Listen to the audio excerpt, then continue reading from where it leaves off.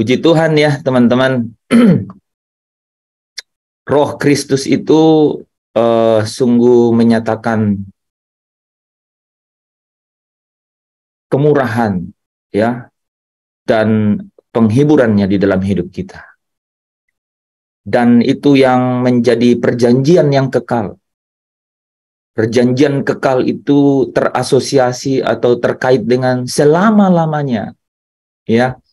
Kalau Allah Yahweh Elohim pernah berkata, dan rohku tidak akan selama-lamanya lagi ya ada di dalam manusia, maka setelah ada perjanjian damai, dia berkata kepada Nabi Yehezkiel, aku akan memberikan tempat kudusku untuk selama-lamanya ada di mereka. Dan melalui korban Kristus, ya, melalui korban Kristus, nubuatan itu digenapi, saudara. Ya, digenapi, dan Kristus sendiri, ya, yang menjadi pengantara dari perjanjian yang baru itu. Dan dia meteraikan dengan darahnya sendiri. Sehingga saudara tahu, dia punya urusan, ya, dia benar-benar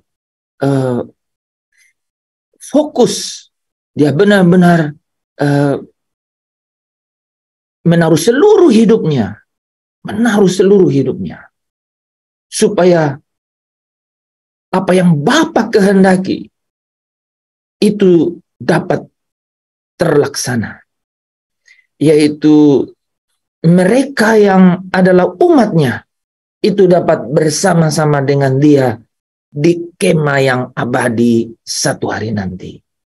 Yesus yang membawa misi itu.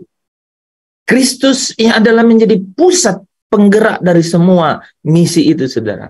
Ya, jadi kita harus memang memfokuskan diri pada apa yang Kristus kerjakan. Karena Kristus adalah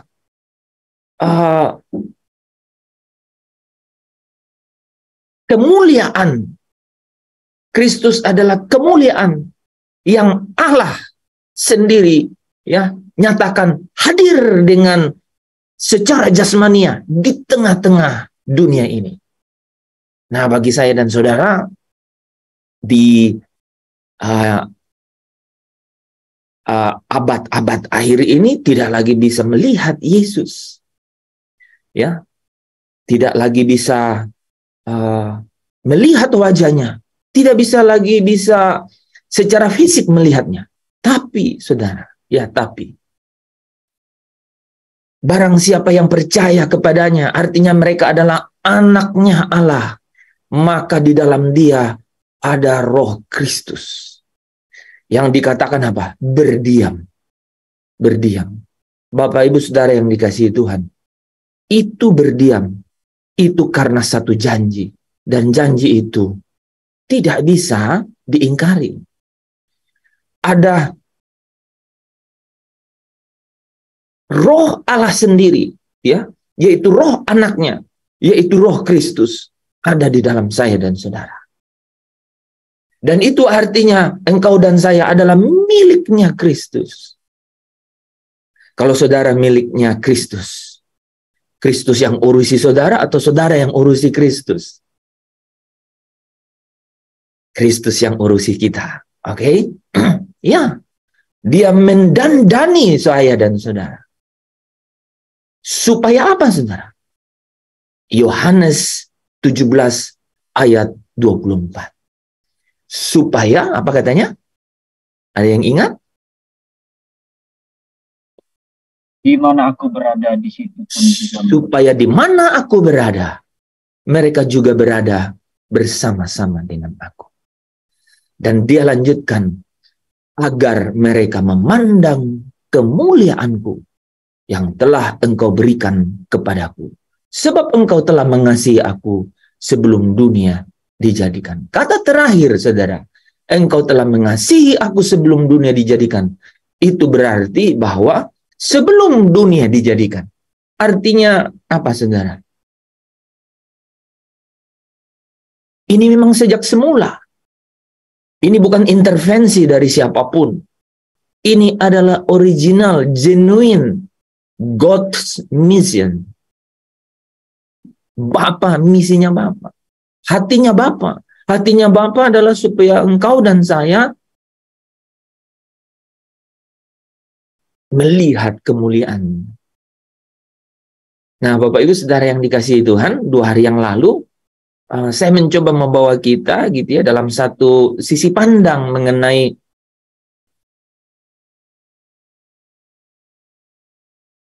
kalau Yesus berkata dan minta kepada Bapa bahwa aku mau supaya mereka memandang kemuliaanku, sebenarnya bagaimana kita melihat dan bagaimana kita memberi tanggapan atau respon dari kemauan atau keinginannya Yesus itu. Itu kan penting ya, saudara. Atau boleh dikatakan yang terpenting dalam hidup kan. Nah, saya kasih ilustrasi kemarin gitu ya.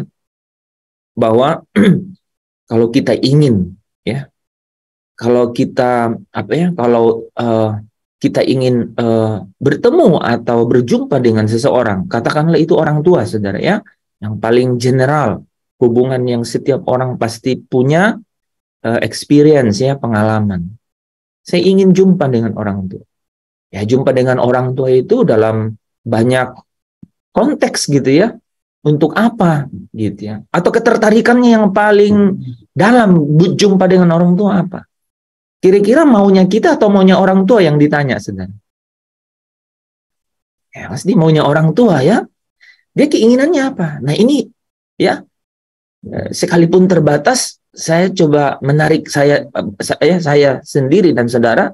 Yesus mau, ada kemauannya Yesus kalau kita jumpa dengan dia. Supaya mereka memandang kemuliaanku. Kemuliaan yang Bapa sudah berikan kepada dia. Ya, kita akan bahas dalam bagian lain kemuliaan yang Yesus dapat itu. Seperti apa dia dapat memiliki kemuliaan itu ya? Nah, itu akan menjadi sesuatu yang penting juga. Karena kalau dia menjalani dan kemudian dia mencapai itu, maka dia mau supaya kita juga mengikut dia. Jadi, Bapak Ibu, kita menjadi orang-orang yang bersyukur. Kita bilang the goodness of God. Saya yakin bukan karena saudara dan saya menikmati matahari, ya, sepanjang hari atau kemudian ada udara yang kemudian kita bisa hirup, gitu ya.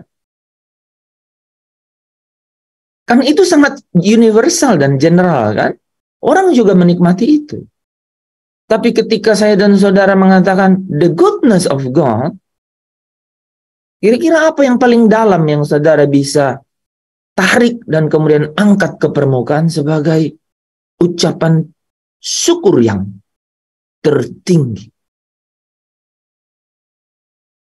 Keselamatan. Keselamatan. Sudah pasti kan?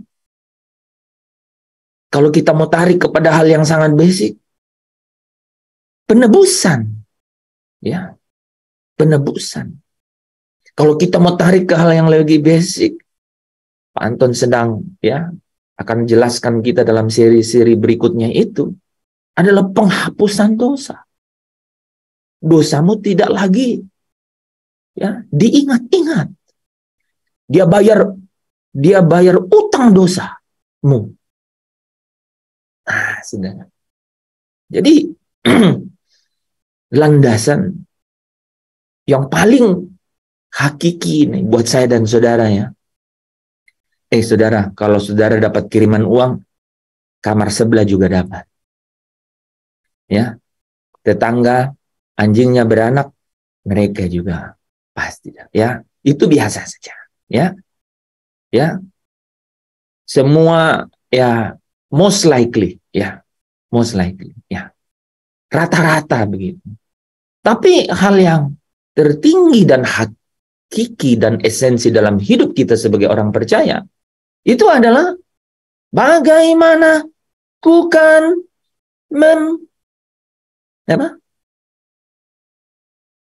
Bernyanyi bernyanyi tentang kasih cintamu. Nah, jadi waktu kita bilang, terbatas kata-kata saya untuk mengucapkan, ekspresikan mengenai kasih cintamu, itu bukan mengenai hal-hal umum. Ini mengenai benar-benar hal-hal yang sangat spesifik. Yaitu ketika kita boleh dikaruniai satu iman untuk percaya kepada Dia, dan kemudian karena kita percaya, kita menjadi anak. Dosamu, utang dosamu dibayar lunas, dihapuskan dosamu oleh darah Yesus. Itu yang menjadi dasar. Itulah anugerah, kan? Itulah kasih karunia. Jadi Yesus memfasilitasi dengan sangat apa ya nih saudara ya? Dengan sangat tepat gitu, presisi. Gitu. Ini jalan satu-satunya. Tidak ada jalan. Saudara tidak bisa sampai ke surga tanpa penghapusan dosa. Saudara tidak bisa sampai ke surga tanpa penebusan. Begitu kira-kira, kan? Saya dan saudara tidak bisa sampai ke surga tanpa mengikuti jalan ke surga. Saya ulang ya saudara. Kita tidak bisa sampai ke surga tanpa mengikuti jalan ke surga. Ya, ada orang yang katanya begitu ya, apa kata Amsal? Ada orang yang menyangka jalannya lurus. Ya. Tapi saya lupa ayatnya ya. Ujungnya menuju kepada maut. Ujungnya menuju kepada maut gitu.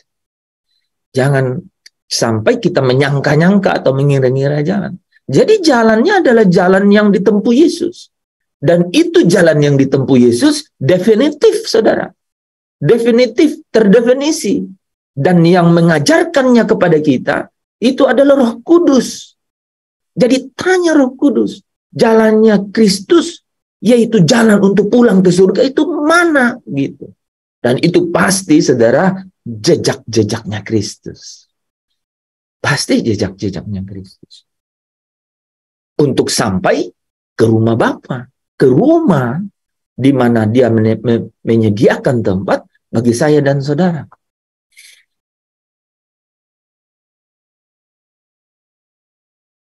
Itu mengapa nih saudara ya, beberapa sesi kemarin itu saya berusaha untuk memberikan kita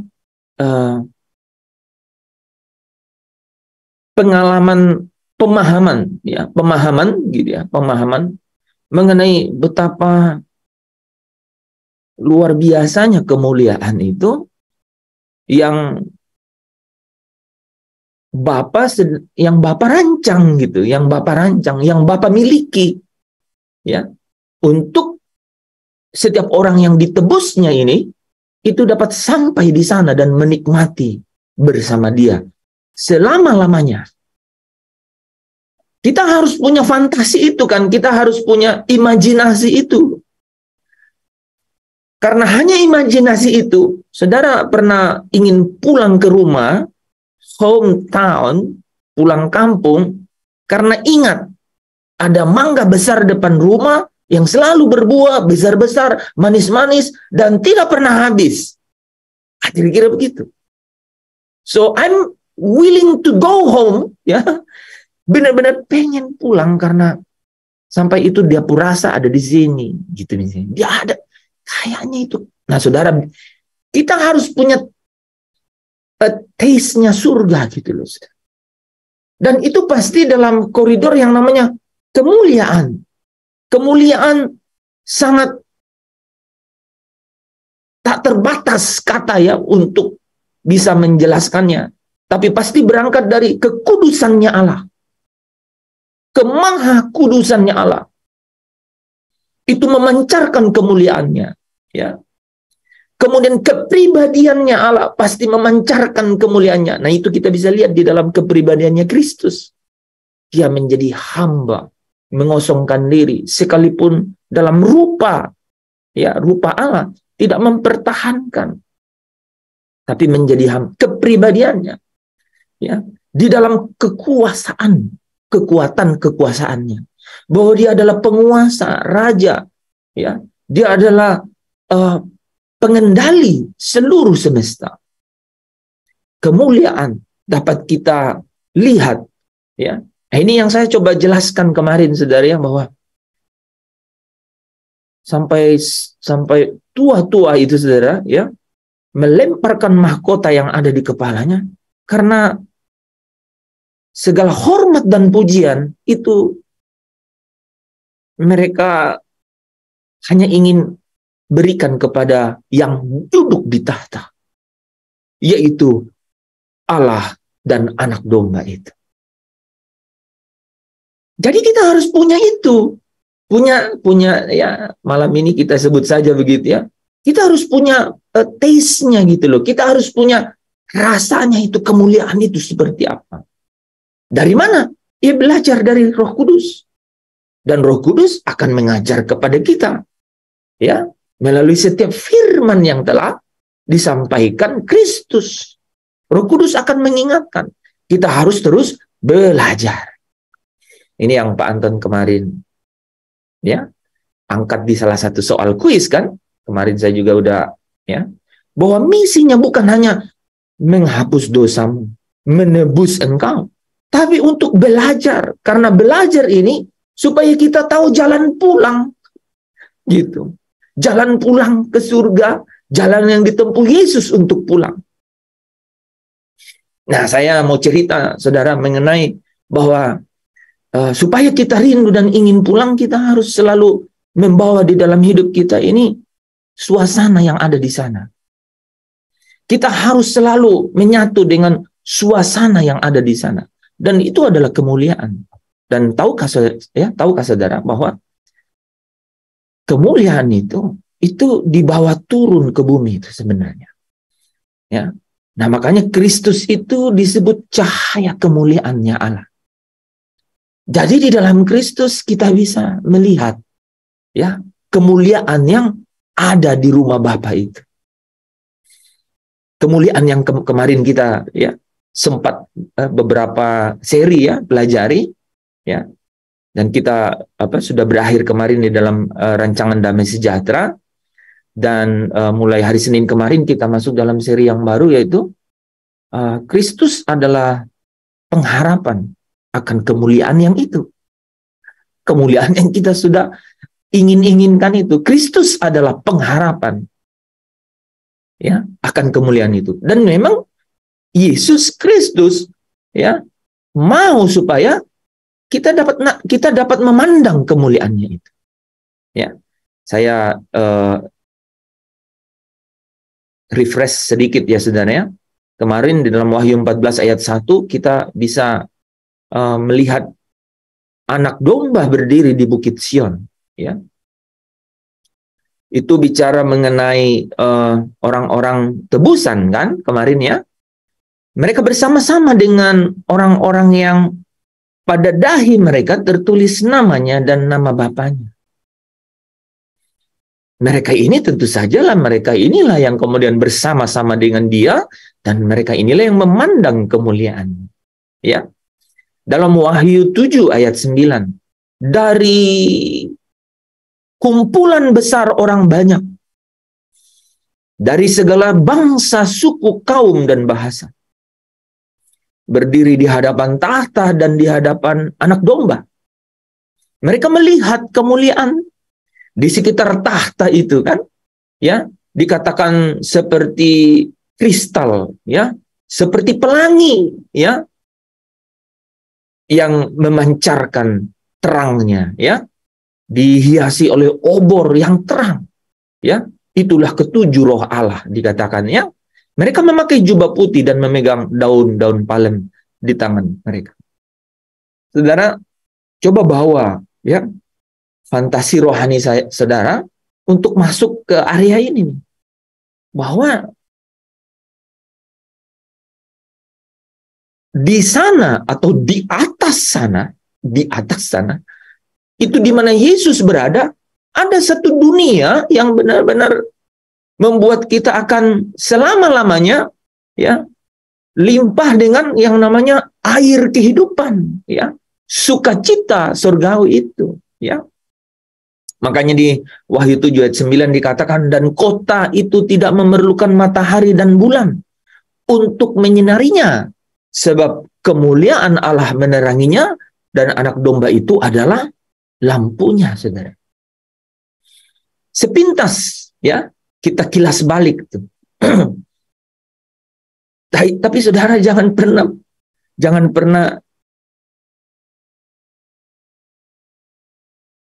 menghilangkan itu dari top line, dari headline ya di dalam hidup saya dan saudara. Nggak mungkin loh, saudara bayangkan. Yesus bilang supaya mereka dapat melihat kemuliaan. Jadi dia punya keinginan kan. Jadi kalau mau tanya saya saudara, apa yang Yesus mau di dalam hidup saya dan saudara? Yesus mau engkau melihat kemuliaannya di sana saat kau bersama-sama dengannya. Jadi dia punya keinginan itu. Jadi kita kan harus mengurusi kan, bagaimana untuk dapat sampai itu bisa terjadi ya. Paling tidak nomor satu, saya harus selalu membawa di dalam hidup saya bahwa dia mau supaya saya melihat kemuliaannya. Dia mau supaya saya memikirkan hal-hal yang ada di tempat kemuliaan itu dong. Yang di atas, bukan yang di sini. Saya ulang saudara. Dia mau bilang bahwa saya harus memikirkan hal-hal yang di sana, bukan yang di sini. Jadi kalau mau tanya, Tuhan, aku mau misalnya doa. Beritahukan, kan ada lagunya ya, itu ya.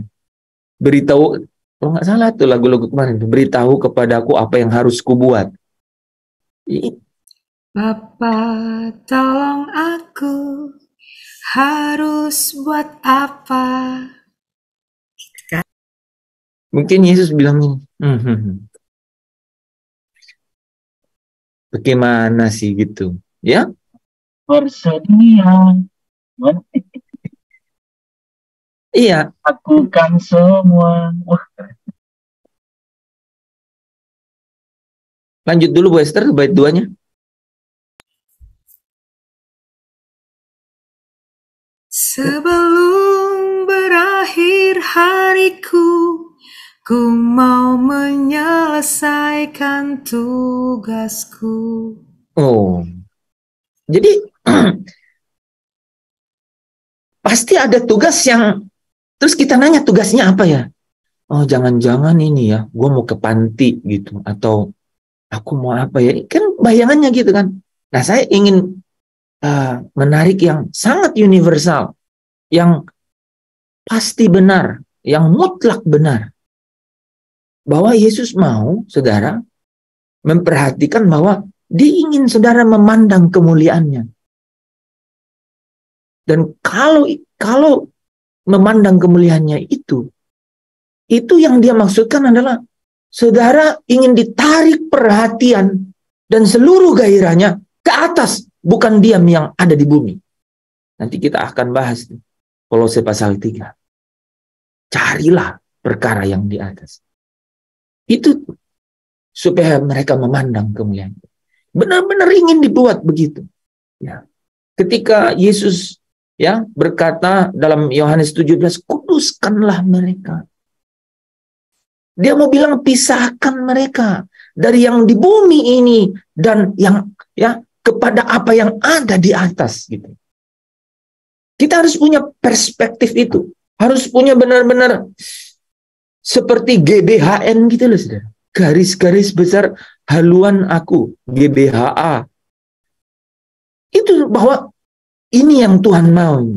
Jadi kalau kita ditanya apa yang Tuhan mau, jawaban yang paling pasti benar, mutlak benar adalah dia mau supaya aku cari yang perkara di atas, bukan yang di bumi.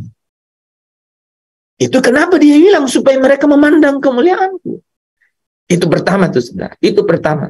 Saya akan jelaskan nanti yang misalnya.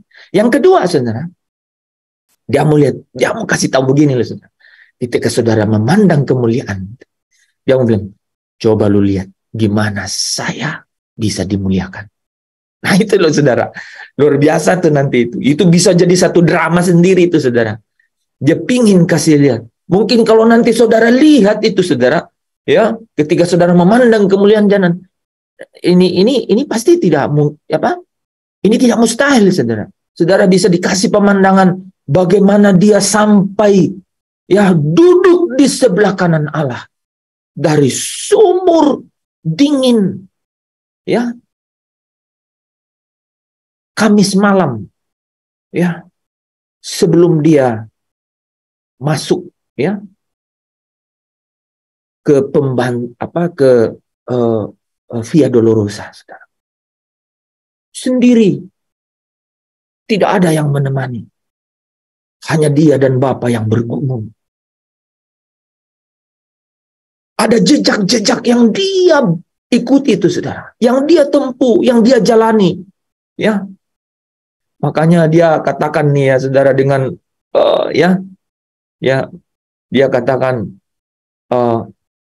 dunia akan menganiaya kamu, tapi jangan takut, aku telah mengalahkan dunia. Dia setelah pada saat saudara memandang kemuliaannya, dia mau saudara melihat bagaimana sampai ke tempat kemuliaan itu. Nah, kita juga akan nanti pelajari itu, saudara. Kata kuncinya, saudara, adalah belajar. Belajar itu identik dengan seorang murid. Itulah cara kita mengiringi Yesus. Cara kita tahu apa jalannya Kristus, apa jalannya, ya. Nah, Bapak Ibu Saudara yang dikasihi Tuhan, saya ingin merangkum sedikit, ya.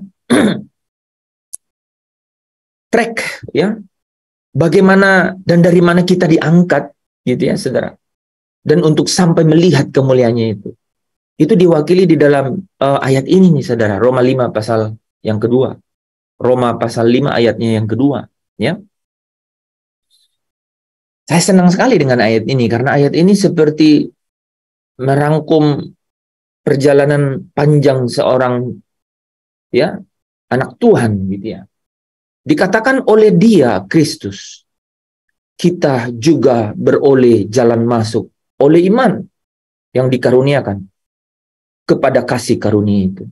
Sehingga kita bisa percaya dosamu, surat utang dosamu dibayar, dihapus, pelanggaranmu tidak diperhitungkan. Engkau, Kolose 1 ayat 22 katakan, engkau ditempatkan kudus, tak bercacat, dan tak bercela. Punya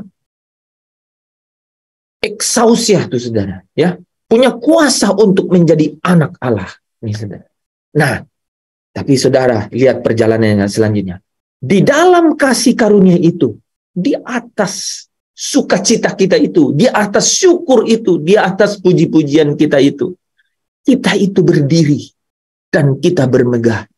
Nah, saudara, ya, kita berdiri dan bermegah di dalam pengharapan ini, saudara, di dalam pengharapan akan menerima kemuliaannya Allah. Ini dari ujung ke ujung nih, saudara, dijelaskan di dalam satu ayat ini, ya. Jadi kita berdiri di atas penebusan itu, kita berdiri di atas anugerah itu, ya. Dalam satu kerinduan, gitu, dalam satu harapan, ya. Paulus katakan dengan sangat rindu, dengan, ya, aku mengharapkan, ya, aku rindukan, ya, dalam satu pengharapan akan menerima kemuliaan Allah itu. Karena Yesus katakan bahwa supaya mereka melihat kemuliaan itu, saudara, ya. Makanya nih, saudara, ya, di Ibrani 1 ayat 3, bagaimana itu bisa terjadi? Ya, Kristus inilah cahaya kemuliaan Allah itu, saudara. Dia yang menuntun dan menjamin dengan cara apa, saudara? Dengan cara Roh yang kudus ini mengajar kita. Jadi kalau Roh Kudus ini adalah apa, saudara? Kata apa? Efesus 1 ayat 14. Dan Roh Kudus adalah jaminan. Ya, saudara, ya. Jaminan nih, saudara, ya. Sampai kita memperoleh, katanya apa? Seluruhnya, ya, yaitu penebusan kita menjadi milik Allah. Ya. Jadi dia adalah cahaya kemuliaan itu, ya. Saudara kalau bisa perhatikan, dijelaskan lagi di sini sih sebenarnya, ya. dan gambar wujud Allah dan menopang segala yang ada di dalam firman-Nya yang penuh kekuasaan. Dan setelah ia selesai mengadakan penyucian dosa, saudara, penebusan, ia duduk, dia naik ke surga. Ya, duduk di sebelah kanan yang maha besar, di tempat yang maha tinggi. Ya. Nah, di Kolose 1 ayat 27, nih saudara ya. Konfirmasi ulang ya. Betapa kaya dan mulianya rahasia itu. Jadi, wah luar biasa ya saudara. Betapa kaya dan mulianya rahasia itu. Ya. Itu apa sih? Yaitu Kristus ada di tengah-tengah kamu. Kristus yang adalah pengharapan akan kemuliaan itu. Nah, jadi kelihatan nih saudara ya, ada jalan yang jelas, ya. Ada jalan yang benar-benar jelas bahwa ketika kita dosanya ya dihapuskan, ditebus kita dari ya kehidupan kita yang lama nih saudara ya. Dari cara hidup kita yang lama katanya. Dipanggil dari cara hidup. Tidak berhenti di situ nih saudara.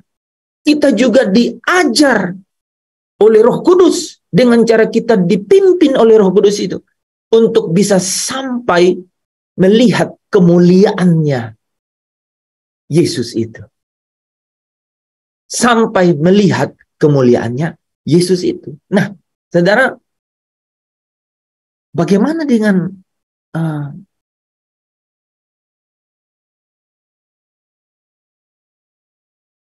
jalan lain gitu ya saudara? Bagaimana dengan jalan lain yang bukan jalan ini, yang bukan jalan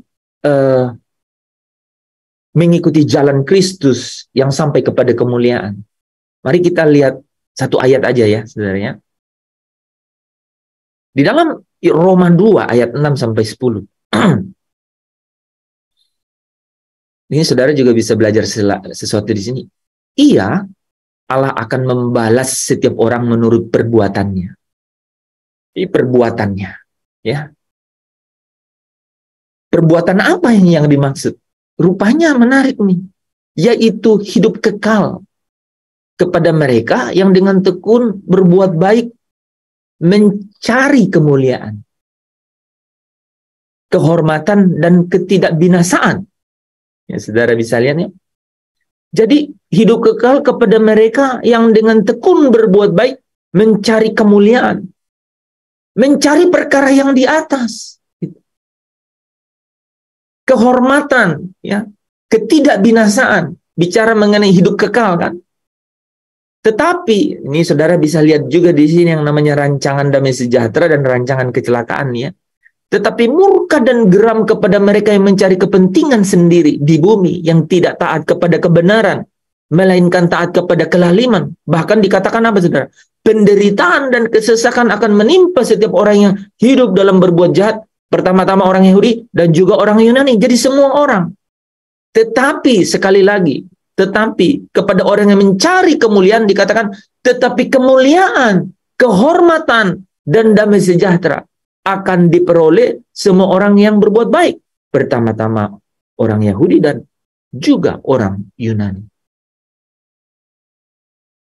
Orang yang mencari perkara di atas, orang yang mencari jalannya Kristus, ya, yaitu yang Kristus mau supaya kita memandang kemuliaannya, mereka akan memperoleh hidup yang kekal itu. Ya, amin saudara. Ya, makanya Kolose 3 ya. Kolose pasal 3 ayat 1 sampai 3 nih saudara ya. Dikatakan gini. Karena itu kalau kamu dibangkitkan bersama dengan Kristus, beres nih ya saudara ya. Carilah perkara yang di atas. Supaya nanti kamu dapat menerima kemuliaan Allah gitu. Carilah perkara yang di atas supaya nanti kamu dapat memandang kemuliaannya Yesus. Di mana Kristus ada. Jadi apa sih yang disebut perkara yang di atas? Ya di mana Kristus ada. Di mana Kristus ada itu apa saudara? Kemuliaan saudara. Ya, saya hari Rabu malam saudara, Rabu malam. Sepanjang tidur dalam hanya sekitar 4 jam nih saudara. Itu Kolose pasal 1 sampai pasal 3 nih saudara. Itu dibaca di dalam pikiran saya berulang-ulang sampai saya bangun. Tanpa berhenti dari pertama tidur sampai saya bangun nih saudara. Jadi menarik dalam ketidaksadaran itu saudara ya. Yang saya dapatkan ini nih, bahwa carilah perkara yang di atas. Maksudnya di atas di mana Kristus ada. Di mana Kristus mau, kamu juga berada. Yaitu apa? Yaitu kemuliaan Bapa, karena dikatakan dan kota itu dipenuhi dengan kemuliaan. Jadi fantasi kita memang harus selalu dipenuhi dengan itu, ya. Jika tekadkan satu pemahaman di dalam pikiran kita nih, saudara, bahwa I'm going to see that glory. I'm going to see that glory, God. Saya mau melihat kemuliaan itu. Itu, saudara ya. Dan itu akan menarik seluruh yang lain. Itu akan menyeret semua yang lain dalam hidup saya dan saudara. Ya, dalam seri-seri nanti berikutnya kita akan bahas mengenai itu. Tapi saya ingin menarik saya dan saudara ke satu titik itu. Carilah perkara yang di atas, di mana Kristus ada. Ya. Yaitu kemuliaan itu. Kristus ada di surga, dia duduk di sebelah kanan Allah, ya. Pikirkanlah perkara yang di atas. Jadi yang menarik di sini itu dalam tidur saya itu saudara ya, dibilang begini nih. Memang kalau perkara di atas itu perlu dicari. Begitu ya. Makanya tadi ingat nggak ya, Roma pasal 2, yang orang yang mencari kemuliaan. Kalau perkara di atas itu kamu perlu cari. Kalau yang di bumi datang sendiri, jadi kamu pikir-pikir terus tuh masalah yang di bumi. Saya ulang-ulang itu. Dalam tidur loh saudara. Begitu ya. Perkara yang di bumi itu memang datang sendiri, terus kita pikirin terus gitu. Tapi yang di atas, boro-boro kita pikirin. Kita harus cari baru kita bisa pikirin. Karena kita nggak pernah cari. Jarang banget kita cari perkara yang di atas. Jarang banget kita cari perkara di atas. Apalagi pikirin, nggak akan. Makanya saya dikasih tahu nih, kenapa nih harus pakai kata ini? Karena kalau perkara di atas lu harus cari, ya. Kamu harus cari, kemuliaan ini tadi ya. Ini orang yang mencari kemuliaan katanya, ya. Mereka yang mencari kemuliaan akan mendapat hidup yang kekal. Perkara yang di atas itu harus dicari. Tapi tahu nggak, kalau yang perkara di bumi, memang malah kamu harus filter. Karena dia datang dengan sendirinya. Gitu. Sebab kamu telah mati, dan hidupmu tersembunyi bersama dengan Kristus. Hidupmu tersembunyi bersama dengan Kristus di dalam Allah. Apabila Kristus yang adalah hidup kita menyatakan diri kelak, kamu pun akan menyatakan diri bersama dengan dia dalam kemuliaan. Saudara, kita cepat nih ya di bagian ini. Karena sampai ke bawah-bawah tidur saya. Itu satu-satunya. Jadi saya terbangun itu saudara. Satu-satunya saya bangun langsung duduk tanpa prolog gitu ya saudara ya. Orang kan kalau bangun tuh kan ngesot kiri, kanan gitu. Enggak. Tek gitu kayak robot nih saudara. Karena sejak saya tidur langsung Kolose pasal 1 kayak dibaca nih. Pasal 2, pasal 3, balik ulang-ulang. Jadi kalau saudara baca Kolose 1 dan Kolose pasal 2 itu mau bilang semua mengenai rangkuman di bagian pertama di Kolose pasal 3 yang dia katakan kalau kamu dibangkitkan ya bersama dengan Kristus. Kalau dibilang di sini sebab kamu telah mati dan hidupmu tersembunyi bersama dengan Kristus. Karena sepanjang Kolose 1 dan Kolose pasal 1 dan 2 itu semua cerita mengenai saya dan saudara mati bersama Kristus. Saya dan saudara ditanggung, dihapus dosanya bersama dengan Kristus. Ya. Jadi saya ingin cerita sedikit di sini, saudara.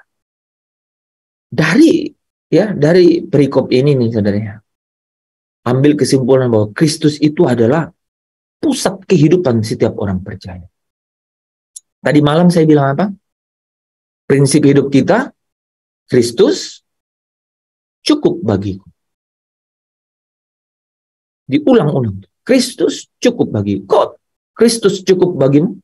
Karena itu adalah pengharapan akan kemuliaan. Beda ya?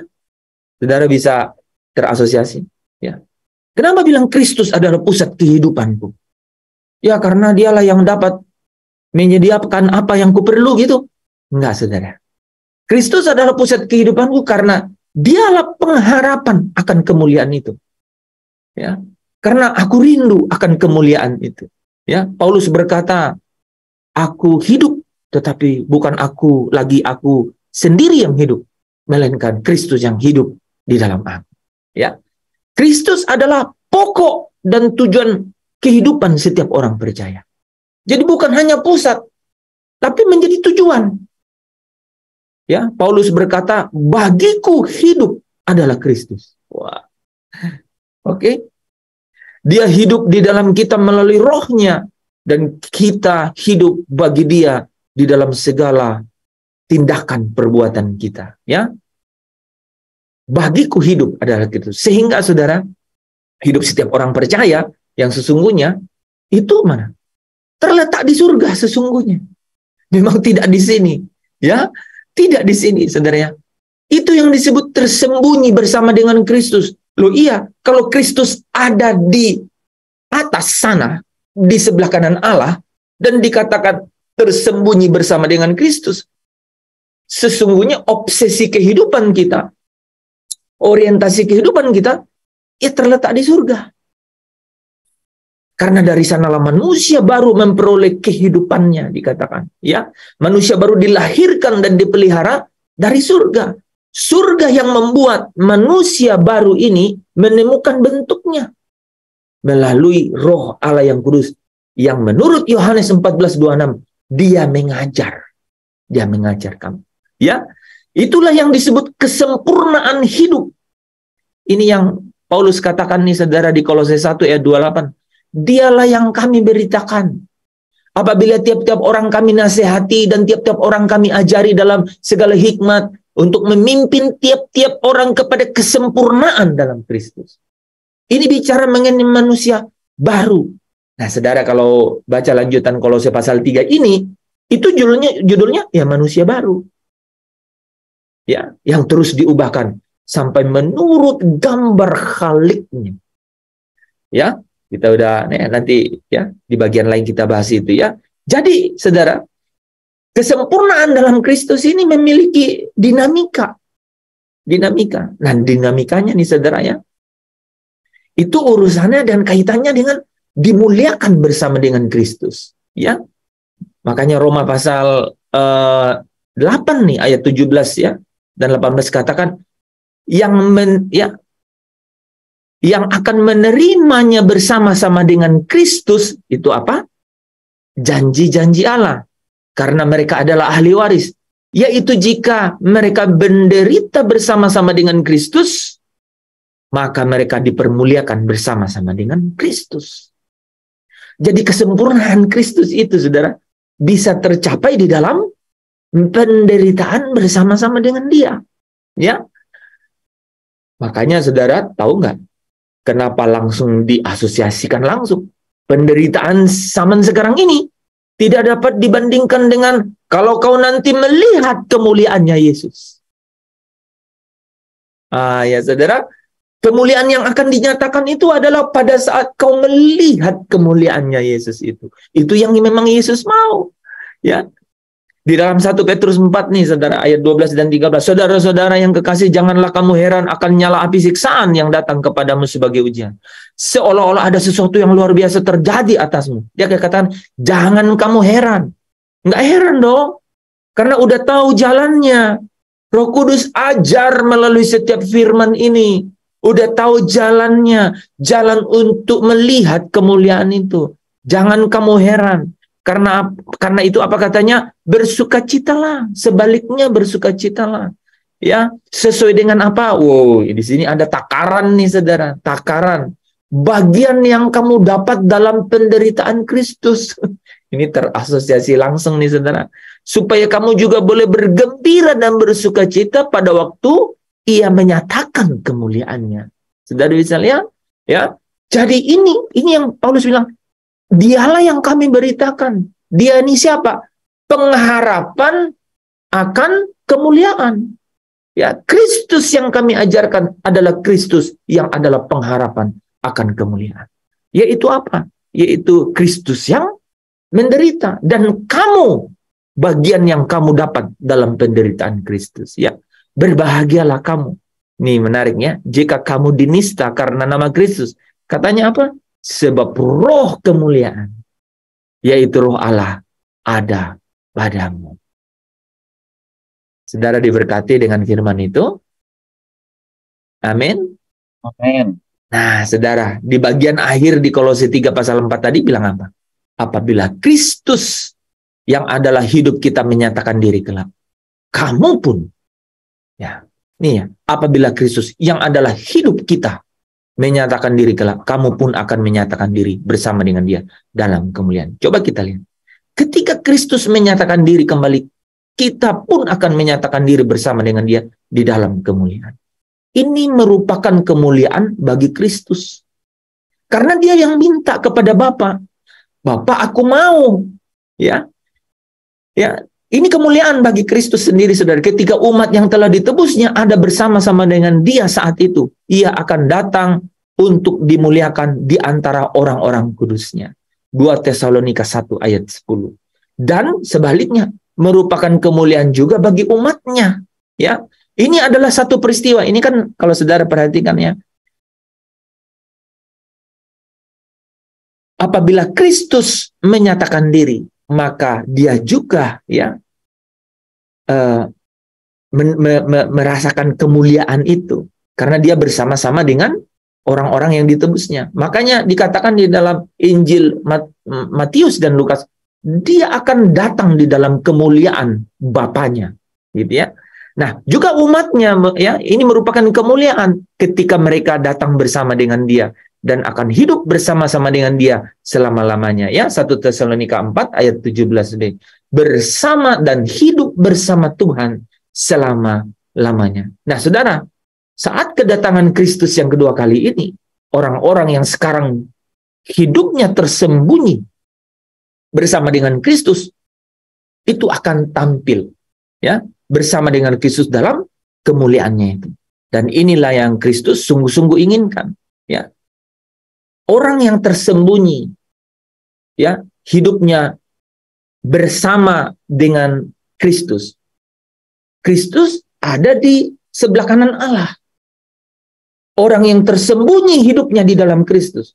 Artinya orang yang pikirannya ada mencari perkara di mana Kristus tersembunyi, di mana Kristus ada, ya, yaitu bicara mengenai kemuliaan yang Kristus sedang ingin kita melihatnya, ya.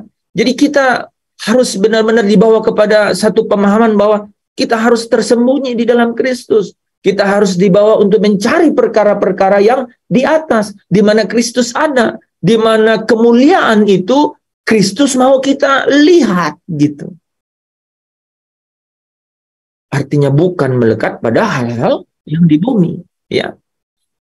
Bukankah ini yang seharusnya kita rindukan, ya, yang kita harapkan, saudara, ya. Ada satu refleksi nih, saudara ya.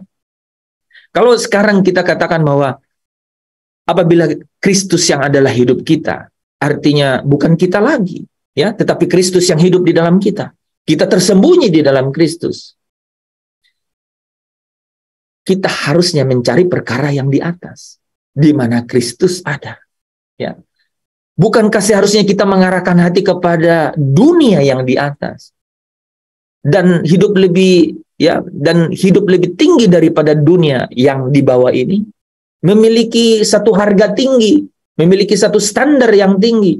Kita mencari, ya, mengarahkan hati kepada perkara-perkara yang di atas, yaitu mengenai kemuliaan, gitu ya. Ada apa di dalam dunia ini yang membuat kita gemar terhadapnya? Apakah yang apakah yang tidak ada di surga sehingga hati kita tidak tertarik kepadanya? Ini menarik nih yang kedua nih, saudara. Ya, ada apa di dalam dunia ini yang membuat kita gemar?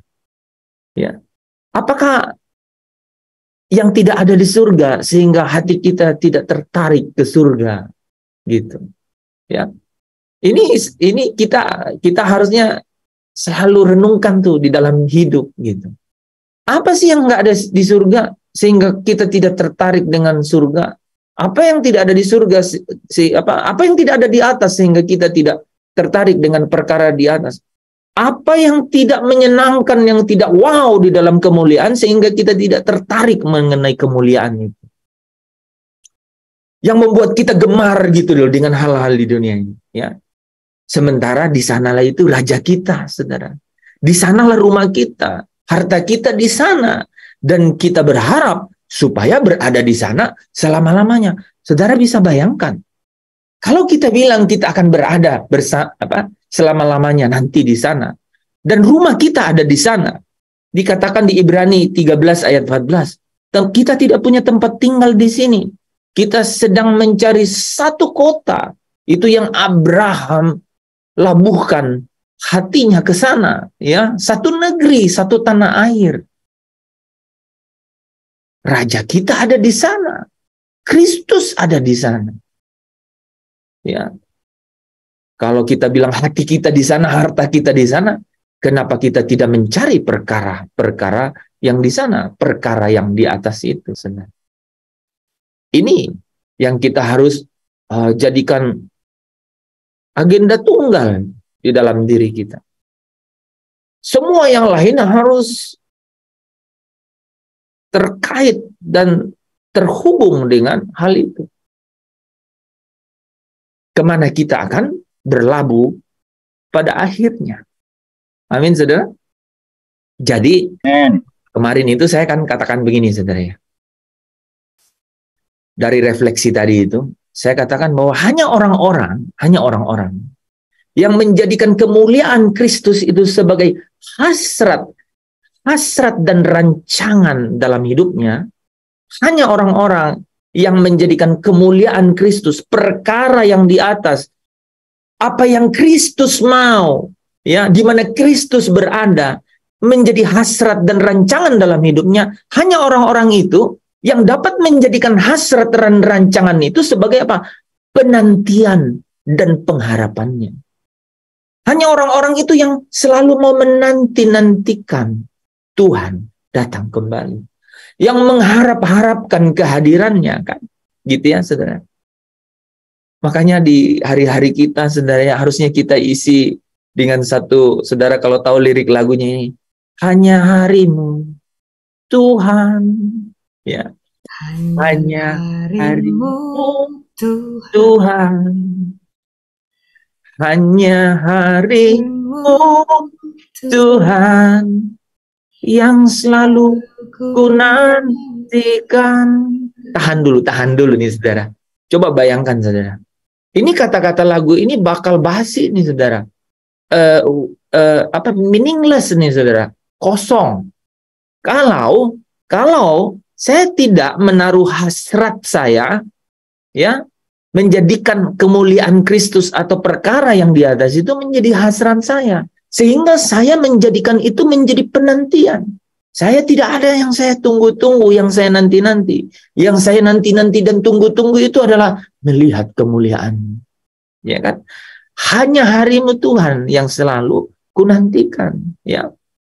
Semua harapanku, saudara ya, ku taruh kepadamu, besar suka citaku, ku memandang wajahmu, sehingga di dalam hidup kita bisa tekan, ku harap lagi bahagia dunia ini, semua hanya semu belaka. Bayangkan orang ini yang nyanyi, saudara ya.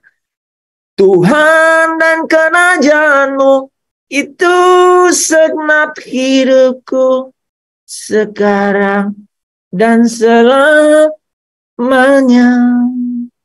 Hidup bermartabat nih saudara. Berharga tinggi. Tidak sia-sia penebusan dan penghapusan dosa itu. Jalan Via Dolorosa yang kejam itu saudara. Yang Yesus harus tempuh dengan derita supaya dia menerima kemuliaan itu. Enggak sia-sia saudara. Kalau saya dan saudara menaruh hati mencari perkara yang di atas. Menaruh hati ke perkara di mana Kristus itu ada. Di mana itu adalah satu kemuliaan. Nah, kita dengarin ya saudara ya, penyanyi aslinya nih saudara. Hanya hari-Mu Tuhan, hanya hari-Mu Tuhan, hanya hari-Mu Tuhan, yang selalu ku nantikan.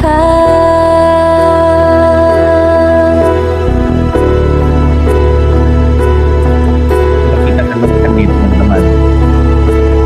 Renungkan setiap firman Tuhan yang baru kita dengar. Hari perkara Semua itu. harapanku ku taruh kepadamu. Besar sukacitaku,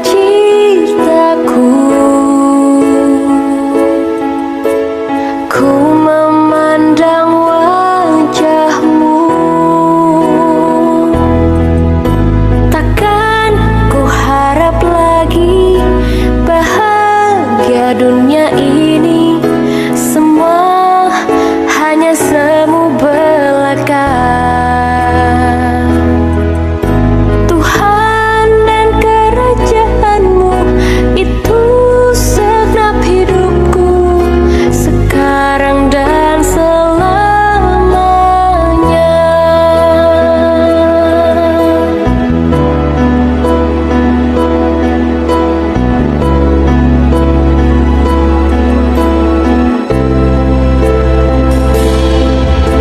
Semua harapanku ku taruh kepadamu. Besar sukacitaku, ku memandang wajah-Mu. Takkan ku harap lagi bahagia dunia ini, semua hanya semu belaka.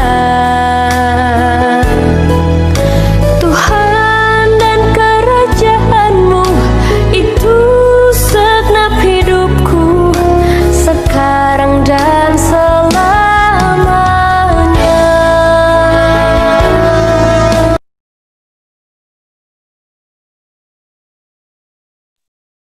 Tuhan dan kerajaan-Mu, ya, itu adalah segenap hidupku, ya.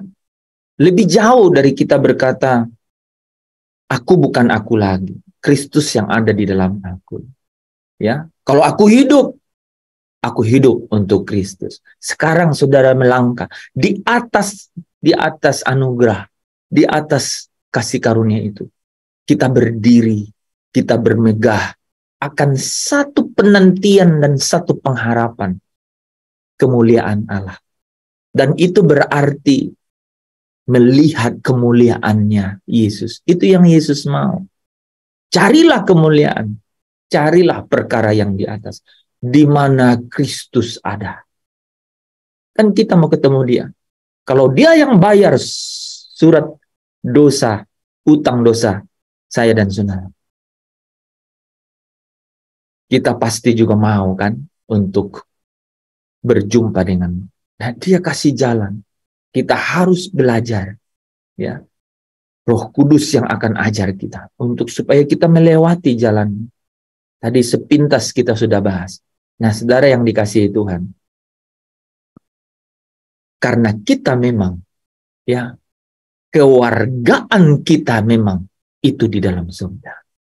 Kita tersembunyi di surga, ya, bersama dengan Kristus. Dari situ juga kita akan menantikan Tuhan Yesus Kristus sebagai juru selamat yang akan mengubah tubuh kita yang hina ini sehingga serupa dengan tubuhnya yang mulia. Menurut kuasanya yang dapat menaklukkan segala sesuatu kepada dirinya. Kita menantikan Dia untuk apa, saudara? Mengubah tubuh kita yang hina ini. Makanya di Roma pasal 8 ayat 22, ya. 19, 22 dan 23 nih, saudara, ya. Sebab dengan sangat rindu seluruh makhluk menantikan saat anak-anak Allah itu dinyatakan. Ya, sebab kita tahu bahwa sampai sekarang segala makhluk sama-sama mengeluh dan sama-sama merasa sakit bersalin. Dan bukan hanya mereka saja, tetapi kita yang telah menerima karunia sulung roh, kita juga mengeluh dalam hati kita sambil menantikan pengangkatan sebagai anak, yaitu pembebasan tubuh kita. Kewargaan kita memang di dalam surga. Nah, saudara yang dikasihi Tuhan, itu sebabnya Paulus berkata dalam Filipi 1 ayat 20, sebab yang sangat kurindukan dan kuharapkan apa? Kristus dengan nyata dimuliakan di dalam tubuhku. Ini adalah persiapan. Hasrat terbesar setiap orang percaya seharusnya apa? Supaya Kristus dapat dengan nyata dimuliakan di dalam tubuhnya. Itulah cara mencari perkara yang di atas. Yaitu apa? Mempersembahkan tubuh kita semasa kita masih hidup. Ya. Menjadi persembahan yang hidup, ya. Roma 12 ayat 1. Roma 6 ayat 13, menyerahkan anggota-anggota tubuh kita kepada Allah menjadi senjata-senjata kebenaran. Use your finger for God purpose. Pakai nih jari-jari kita nih untuk, ya, itu perkara yang di atas. Ya. Pakai jam-jam kosong saya dan saudara untuk cari kemuliaan. Boleh catat itu, ya. Cari jam-jam yang saudara santai untuk cari kemuliaan, gitu, ya. Menjadi alat kemuliaannya lah untuk melayani rancangan-rancangannya, ya. Dengan setiap anggota tubuh, bahkan dengan setiap kemampuan jiwa kita.